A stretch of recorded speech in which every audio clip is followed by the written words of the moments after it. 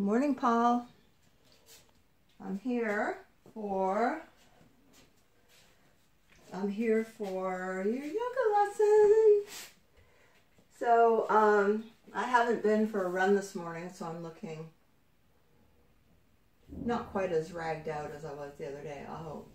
Anyway, and also don't have my hearing aids in, so I hope you can hear me fine. So we went over the hands, the forearms. These are not your armpits, I realize that, but you know, your inner elbow faces forward as much as possible. Rotate the upper arm outward. Now, the shoulders are so complex. I mean, think about the joint, the shoulder joint. It probably has more range of mobility than any other joint in the body. So the strengthening the muscles all around the shoulder joint is what's going to make them stronger and prevent things like torn rotator cuffs, which I did injure myself doing yoga. Slowly over time, I tore both my rotator cuffs, and the doctor wanted to do surgery. And I decided that I really had to change up my yoga practice. And actually, the injury was a turning point for me, and that happens to a lot of people in yoga, where you think, oh man, yeah, I'm really doing it. Look, I can do this. Chaturanga, the big move that people, you know, like to show off. So you go through, this is down dog, by the way. I'm going to show you the alignment for your shoulders here. But chaturanga, do it the wrong way, you know.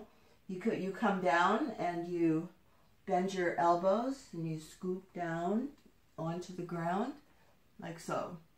And doing that the wrong way over time can really mess up your shoulders. It did for me anyway. My range of motion with my shoulders was about here. I couldn't take off my shirts. I couldn't put anything over my head.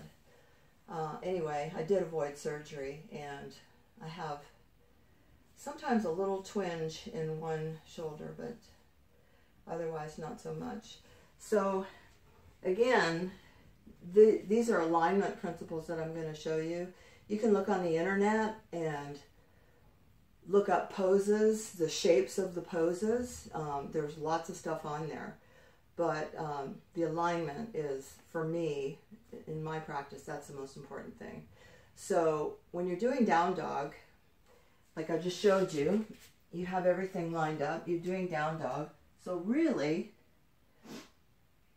your arms are, even though you're facing down, they're on this plane. So I can demonstrate the shoulders without getting into down dog.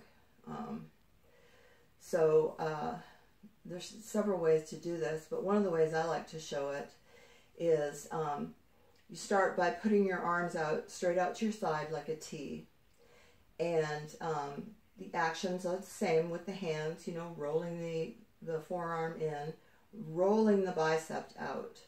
Now when you roll the bicep out, you want to lift the shoulder up and back. So you're lifting it, you're rolling it away.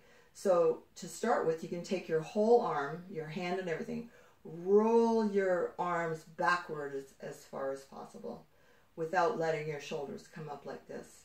You want to keep space here in your neck,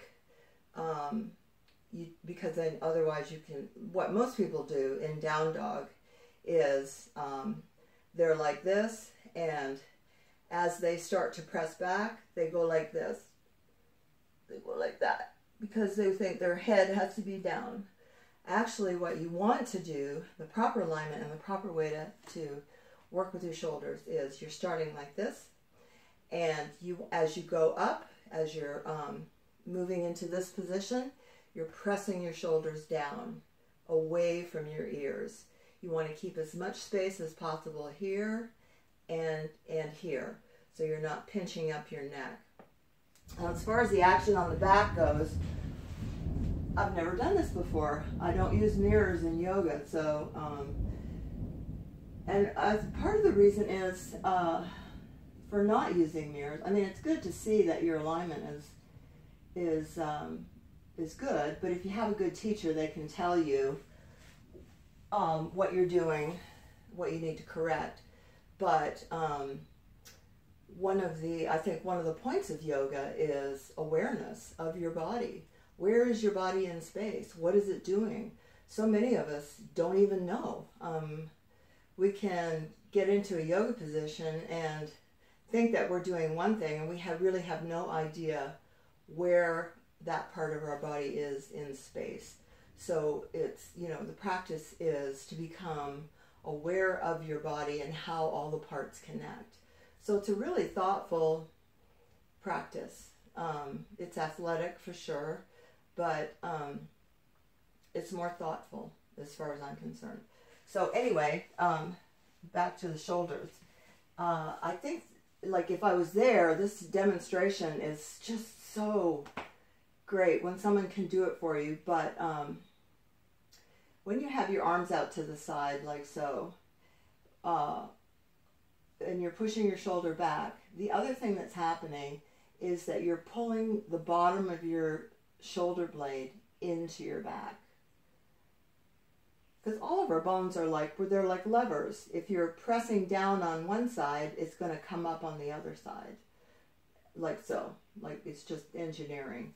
So you want to, as you press your shoulder back, you want to press your shoulder blade into your back.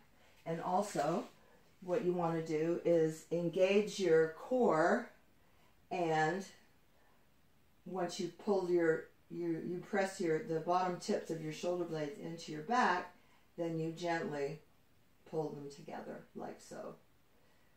Keep your neck straight as you can. You want to keep your chin level. This kind of thing is a strain on your neck. It's a strain on all the nerves in your neck, and so as much as possible, keep the natural curve in your neck. One way to do, there's a hyoid bone they call right here, and the thing to do is to push that back. You can also think about moving your earlobes back. So you're moving your neck back, and then you're leveling your chin. Keep your neck level, keep space all around here. When you're doing a back bend, when you're trying to, a down dog can be kind of a back bend because you're trying to move your chest to the floor. A lot of people, when they do the back bend, they think if they do this, it feels like they're bending farther, but they're really not bending their back. They're just torquing their neck. So keep your neck level, and if you do bend at your back, you want a back bend, you want to bend your back, and keep your neck level, and so on. So let's see how down dog looks from here. I haven't even gotten to the feet and the hips because that's your other foundation, of course. But just let me show you what it looks like to move into down dog from hands and knees. You walk your knees a little bit behind your hips. Place your toes on the floor. Engage everything like I've told you. Engage your front body. I mean, like, pull your abs in and up. And slowly start to lift your hips. Lift your hips up. And as you're lifting your hips, you're pressing your arms back. Keeping your neck and your shoulders, keeping space here, like we talked about.